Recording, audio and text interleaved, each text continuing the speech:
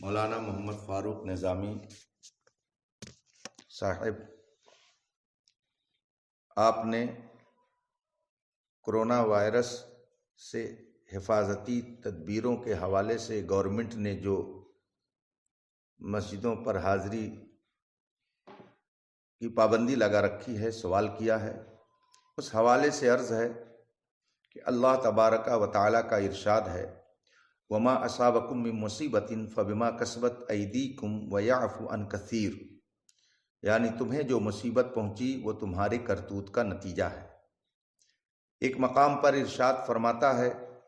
ظہر الفساد فی البر والبحر بما کسبت ایدی الناس، لوگوں کے کرتوتوں کی وجہ سے خشکی اور تری میں فساد عام ہو گیا۔ ان آیات مبارکہ سے روز روشن کی طرح واضح ہے کہ اس وقت پوری دنیا میں کرونا وائرس کے پھیل جانے سے جو تباہی و بربادی عام طور سے ہو رہی ہے، وہ انسانوں کے اعمال بد کا انجام ہے۔ دنیا میں ظلم و ستم، قتل و غارت گری اور بے حیائی و بدکاری آج جس قدر عام ہے، اس کے تصور سے اہل ایمان کے رونگٹے کھڑے ہو جاتے ہیں۔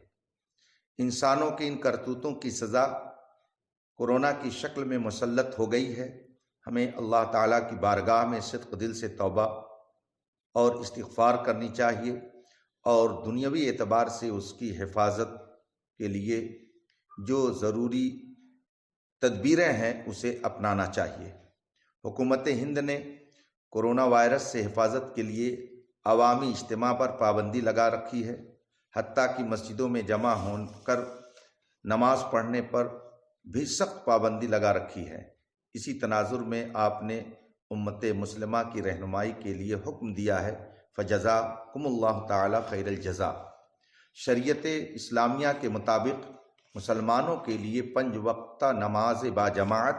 مسجد میں جا کر ادا کرنا واجب ہے، مگر آج جب حکومت نے سخت پابندی عائد کر رکھی ہے، حتیٰ کہ مسجد جانے پر امام و مؤذن اور ٹرسٹی حضرات کے خلاف FIR وغیرہ تک درج کر دی جا رہی ہے، تو مسلمان اس حالت میں معذور ہیں۔ اب وہ اپنے گھروں پر نماز ادا کریں، اگر وہاں جماعت کر سکتے ہوں تو باجماعت، ورنہ تنہا تنہا پڑھ لیں۔ یہ حکم 5 وقتہ نمازوں کے لیے ہے، مگر خاص کر نماز جمعہ کے لیے کچھ تفصیل ہے۔ کتب فقہ میں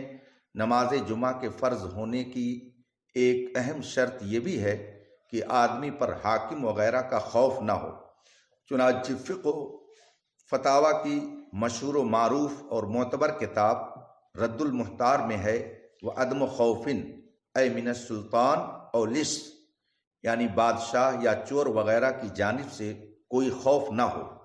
تو جسے نماز جمعہ کے لیے مسجد جانے میں حاکم وقت کا خوف ہو، اس پر جمعہ فرض ہی نہیں ہے۔ اس مسئلہ کے پیش نظر عرض ہے کہ نماز جمعہ کے لیے اگر گورنمنٹ کی طرف سے واقعی ایسی سختی ہو رہی ہے جس کا آپ نے ذکر فرمایا ہے، تو مسجد کی آبادی کی خاطر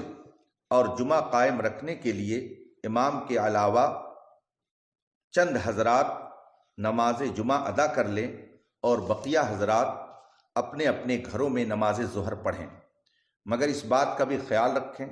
کہ اگر شہر میں ایسی حالت ہو تو وہاں کے لوگ نماز جمعہ کے بعد ہی ظہر پڑھیں، اور جماعت سے نہیں بلکہ تنہا تنہا پڑھیں، اور اگر دیہات میں ہوں تو تنہا یا جماعت، جو صورت میسر ہو اس پر عمل کریں۔ آخر میں دعا کرتا ہوں کہ رب تعالیٰ اپنے حبیب پاک علیہ تحیت و ثنا کے طفیل